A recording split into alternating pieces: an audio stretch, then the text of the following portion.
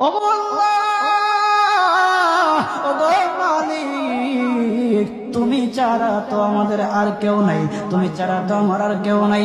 আল্লাহ গো, তুমি যদি মাফ না করো কে আমাকে মাফ করবে? তুমি যদি মাফ না করো কে আমাকে মাফ করবে?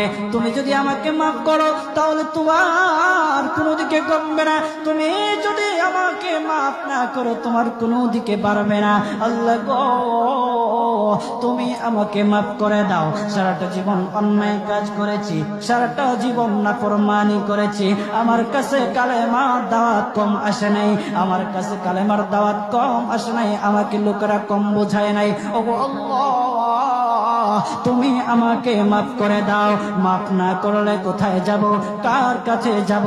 বাবা যখন মারে তখন মার কাছে আশ্রয় নেওয়া যায়, মা যখন প্রহার করে তখন বাবার কাছে আশ্রয় নেওয়া যায়, বাবা মা যখন প্রহার করে তখন দুনিয়ার কারো না কারো কাছে আশ্রয় নেওয়া যায়। ওগো আল্লাহ, ওগো মালিক, তুমি যদি আমাকে মারো, তুমি যদি আমাকে আযাব দাও, ওগো আল্লাহ, কার কাছে যাব, কার কাছে গিয়া মাফ চাইবো? ওগো আল্লাহ, মেহেরবানি করে মাফ করে দাও।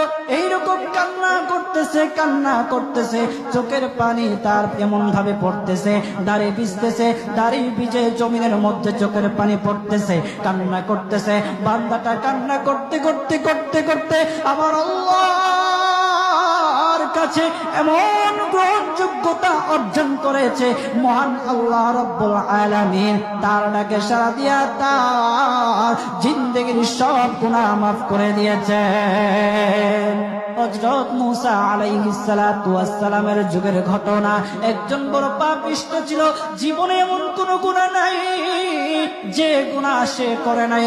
তার গুনার প্রতি অতিষ্ঠ হইয়া, মানুষ তার গুনার প্রতি অতিষ্ঠ হইয়া গ্রামের লোকেরা তাকে হাত পা বেঁধে জঙ্গলের মধ্যে ফেলে দিয়ে আসে।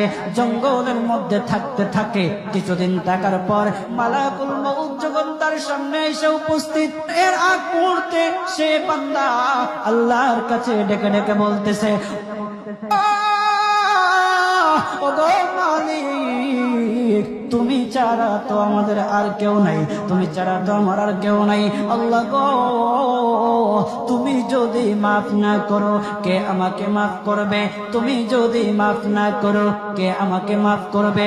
তুমি যদি আমাকে মাফ করো তাহলে তোমার কোনো দিকে কমবে না, তুমি যদি আমাকে মাফ না করো তোমার কোনো দিকে বাড়বে না। আল্লাহ গো,